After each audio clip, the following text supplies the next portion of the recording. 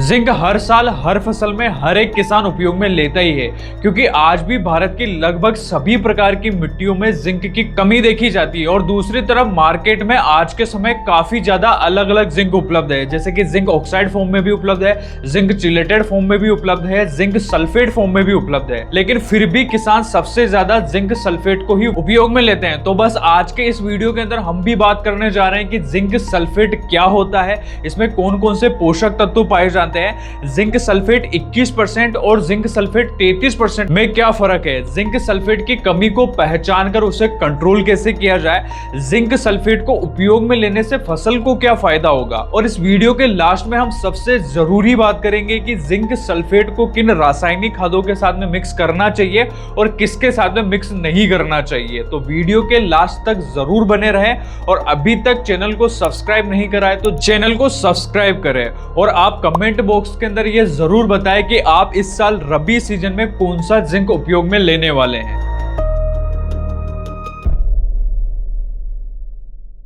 तो किसान मित्रों, वीडियो बिना देरी करे शुरू करते हैं और बात करते हैं सबसे पहले विषय के बारे में कि जिंक सल्फेट आखिर में होता क्या है। जिंक सल्फेट के अंदर दो मुख्य पोषक तत्व पाए जाते हैं, पहला जिंक और दूसरा सल्फर। अब ये जो जिंक सल्फेट है ना, ये भी दो प्रकार का आता है। पहला आता है जिंक सल्फेट 21%, दूसरा आता है जिंक सल्फेट 33%, जिसे अपन मोनोहाइड्रेट के नाम से भी जानते हैं। अब जो जिंक 21% रहता है ना, इसके अंदर 21% तो जिंक की मात्रा पाई जाती है और इसके अंदर 10% तक सल्फर की मात्रा पाई जाती है। इसे हेप्टा हाइड्रेट जिंक के नाम से भी जाना जाता है, क्योंकि इसके अंदर पानी की जो मात्रा रहती है ना, वो लगभग 8% तक पाई जाती है। उसी कारण से जब आप जिंक 21% को यूरिया खाद के साथ में मिक्स करके जमीन में डालते हो ना, तो ये पानी बल जाता है, पिघल जाता है। उसी कारण से ज्यादातर दुकानदार जो है उसे रखते भी नहीं है और आज के समय ये ज्यादातर उपलब्ध भी नहीं हो पाता है। तो अगर आपको बुआई के समय उपयोग में लेना है तो आप जिंक 21% को उपयोग में ले सकते हो, लेकिन ये पानी ज्यादा छोड़ता है तो आप इसे उपयोग में न लेके आप जिंक 33% को उपयोग में ले सकते हो। अब बात करते हैं दूसरे जिंक के बारे में, यानी कि जिंक सल्फेट 33% के बारे में, जिसे किसान भाई मोनोहाइड्रेट जिंक के नाम से भी जानते हैं, मोनो जिंक के नाम से भी इसे बोला जाता है। अब ये जो जिंक 33% है ना, इसके अंदर 33% तो जिंक की मात्रा पाई जाती है और 15% इसके अंदर सल्फर पाया जाता है। और आज के समय जितनी भी जिंक उपयोग में ली जाती है ना, उनमें सबसे ज्यादा किसानों के द्वारा जिंक सल्फेट 33% ही उपयोग में लिया जाता है, क्योंकि एक तो ये पानी नहीं छोड़ता है, उसी कारण से इसे यूरिया के साथ में आसानी से मिक्स करके जमीन के माध्यम से उपयोग में लिया जा सकता है। आप बुआई के समय में भी उपयोग में लेना चाहते हो तो आप बुआई के समय में भी उपयोग में ले सकते हो, लेकिन अगर आप बुआई में डीएपी या फिर कोई भी फास्फोरस घटक युक्त खाद डाल रहे हो तो फिर आपको जिंक सल्फेट 33% जो है उसे उपयोग में नहीं लेना है। फिर आप इसे पहले पानी के समय यूरिया के साथ में मिक्स करके डाल सकते हो। और आज के इस वीडियो के अंदर हम भी जिंक सल्फेट 33% के बारे में ही डिस्कस करने वाले हैं। किसानों, तो वीडियो में आगे बढ़ते और बात करते हैं सबसे जरूरी बात कि जिंक की कमी को आखिर में कैसे पहचाना जाए। तो किसान मित्रों, जिंक की कमी को अगर आपको पहचानना है ना, तो आप क्या कीजिए, पौधे की जो नई पत्तियां निकल के आ रही ना, उन्हें सबसे पहले चेक करिए। अगर नई पत्तियां आपको पीली पड़ती हुई दिखाई दे रही है और पत्तियों की जो नसें है ना, वो अगर हरी है, तो समझ जाइए कि आपकी जो फसल है ना, उसके अंदर जिंक की कमी हो रही है। पौधे को जिंक की रिक्वायरमेंट बहुत ही ज्यादा जरूरी है। इसके अलावा किसान मित्रों, जिंक की कमी का एक और दूसरा सबसे बड़ा लक्षण होता है कि पौधे की अगर नई पत्तियां विकसित नहीं हो रही है, छोटी रह रही है, किनारों से जल के जो है वो खत्म होती जा रही है, या फिर टेढ़ी मेढ़ी हो रही है ना, तो भी पौधे को जिंक की कमी हो सकती है। तो ये भी जिंक का सबसे बड़ा लक्षण है। अगर इस प्रकार के लक्षण आपको फसल के अंदर दिखाई दे रहे हैं ना, तो आप समझ जाइए कि आपकी जो फसल है ना, उसके अंदर जिंक की कमी है और आप जिंक जो है उसे जल्दी से जल्दी उपलब्ध करवा दीजिए। और हाँ किसान मित्रों, जिंक जो है इसकी कमी आपको हमेशा नई पत्तियों में ही दिखाई देती है। क्यों? क्योंकि क्या होता है ना, जो जिंक रहता है ना, ये पौधों में जो है वो बहुत ही कम खिसकता है, मतलब जमीन में भी ये कम खिसकता है और पौधे के अंदर भी बहुत कम मूवमेंट करता है। उसी कारण से क्या होता है ना, पौधे की जो जड़ें रहती है वो नीचे से जिंक को जब उठाती है तो निचली पत्तियों तक ही पूर्ति कर पाती है और ऊपर की जो पत्तियां रहती है ना, वहां तक जिंक पहुंच नहीं पाता है। और उसी कारण से ये जिंक की जो कमी है ना, आपको हमेशा नई पत्तियों में ही देखने को मिलेगी। अब किसान मित्रों, बात करते हैं आखिर में ये जो जिंक सल्फेट रहता है ना, ये फसल को क्या क्या फायदे देता है, इसके उपयोग के बाद में आपको फसल के अंदर क्या रिजल्ट देखने को मिलेगा। जिंक सल्फेट अगर आप फसल के अंदर उपयोग में लेते हो तो सबसे पहले पौधे को सबसे ज्यादा मात्रा में जो वो जिंक उपलब्ध होगा। और अगर पौधे को जिंक उपलब्ध होता है तो पौधे की जो मेटाबॉलिक एक्टिविटी रहती है, यानी कि उपापचय की जो क्रिया है ना, वो सक्रिय हो जाती है। पौधों का जो अंदर क्लोरोफिल निर्माण ज्यादा से ज्यादा होता है। उसी कारण से आपको फसल के अंदर जब भी आप जिंक सल्फेट डालते हो ना, तो फसल फसल के अंदर आपको हरापन देखने को मिलता है। तो ये हरापन उसी कारण से आता है। और उसके बाद में उपापचय क्रिया अगर पौधे की बढ़ती है तो पौधे के अंदर ज्यादा से ज्यादा खाना बनता है, और खाना अगर उसके अंदर ज्यादा बनेगा तो ऊर्जा पौधे को ज्यादा मिलेगी, और ज्यादा ऊर्जा अगर मिलेगी पौधे को तो पौधा जो है वो ज्यादा फुटाव भी करेगा, बढ़वाड़ जो है वो भी तेज गति से बढ़ाएगा, और आगे चल के फूलों की जो संख्या है ना वो भी आपको ज्यादा देखने को मिलेगी। और फूल से जब फलियां बनेगी या फिर फल बनेगा तो फलियों के अंदर आपको ज्यादा से ज्यादा दाने देखने को मिलेंगे। उसके अलावा ये जिंक जो रहता है ना, ये एक और काम करता है। ये क्या करता है, पौधे के अंदर ऑक्सीजन जो हार्मोन रहता है ना उसे रिलीज करता है, और ऑक्सीजन हार्मोन अगर प्लांट के अंदर रिलीज हो रहा है ना तो पौधे के अंदर जो फूलों की संख्या है ना वो आपको ज्यादा देखने को मिलेगी।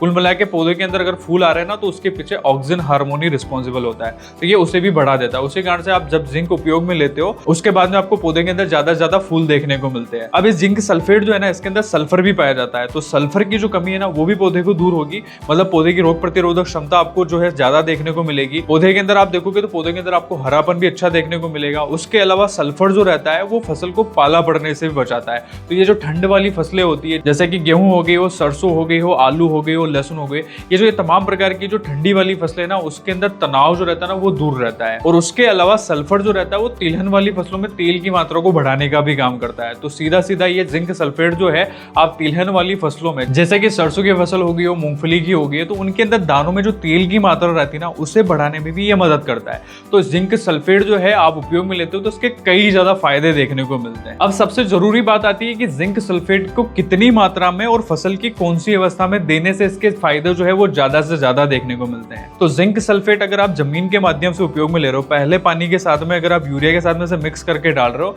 तो इसकी 3 से 5 किलो की मात्रा को 1 एकड़ के हिसाब से उपयोग में ले। और अगर आप इसे छिड़काव में देना चाहते हो, स्प्रे के माध्यम से देना चाहते हो, तो इसकी 3 ग्राम की मात्रा को प्रति लीटर पानी के अंदर घोल के छिड़काव के माध्यम से उपयोग में ले। और अगर आपके पास में बड़ा ड्रम है, 200 लीटर वाला ड्रम है, तो आप इसकी आधा किलो की मात्रा को उसके अंदर मिक्स करके छिड़काव के माध्यम से उपयोग में ले सकते हो। देना कब है, जब आपकी फसल की आप बुआई कर रहे हो तब भी आप उपयोग में ले सकते हो, लेकिन अगर उस समय डीएपी दे रहे हो तो फिर आप उस समय जिंक सल्फेट को उपयोग में मत लीजिए।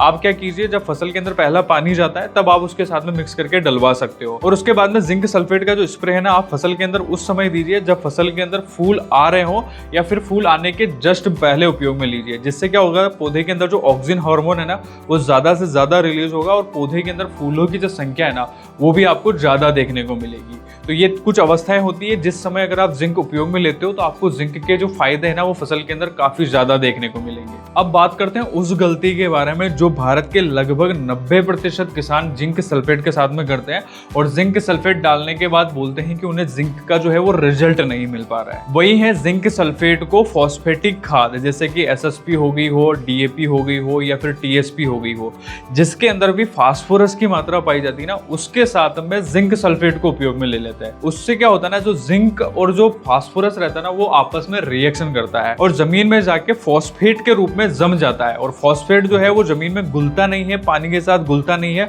उसी कारण से पौधे की जो जड़ें रहती है ना उसे अपटेक नहीं कर पाती है। उसी कारण से ना तो जिंक का रिजल्ट मिलता है और ना ही डीएपी का रिजल्ट मिल पाता है। तो जब भी जिंक सल्फेट को उपयोग में ले रहे हैं तो इसे फास्फोरस घटक युक्त वाली कोई सी भी खाद हो उसके साथ में उपयोग में नहीं लेना है। और उसके बाद में ऐसा नहीं कि आप 1 या 2 दिन के बाद में जिंक सल्फेट को डाल दें, ऐसा नहीं करना है। आपको फसल जब 20 से 25 दिन की अवस्था पर आ जाए, मतलब कि बुआई के समय डीएपी डाला है तो डीएपी डालने के 20 से 25 दिन के बाद में आपको जिंक सल्फेट डालना है, ताकि जो डीएपी का रिजल्ट है वो भी पौधे को अच्छे से मिल जाए और जिंक सल्फेट जो है उसका भी रिजल्ट फसल को पूरी तरीके से मिल जाए, दोनों का आपस में रिएक्शन ना हो। और अगर आप जिंक सल्फेट को छिड़काव के माध्यम से उपयोग में लेना चाहते हैं ना तो आपको एक सावधानी जरूर बरतनी है। तो आपको जिंक सल्फेट जो है ना वो कड़ी धूप, मतलब कि दोपहर का जब समय रहता है ना तब आपको छिड़काव के माध्यम से नहीं देना है, क्योंकि ये जिंक सल्फेट जो रहता है ना ये पौधे की जो पत्तियां रहती है ना उसको जलाने की क्षमता रखता है, मतलब उसके अंदर स्कॉर्चिंग आ सकती है। तो आपको दोपहर के समय धूप, जब कड़ी धूप निकल रही है तब इसका स्प्रे नहीं करना है। शाम के समय आप स्प्रे कर सकते हो, शाम के समय आप करोगे तो फसल को कोई नुकसान नहीं होगा और रिजल्ट जो है वो भी आपको काफी अच्छा देखने को मिलेगा। तो किसान मित्रों, यही थी जानकारी कि जिंक सल्फेट होता क्या है, इसके अंदर कौन से पोषक तत्व पाए जाते हैं, इससे फसल को क्या फायदा देखने को मिलेगा। साथ ही में हमने ये भी जाना है कि इसे कौन से खादों के साथ में मिक्स नहीं करना चाहिए, इसे कब देना चाहिए, कितनी मात्रा में देना चाहिए।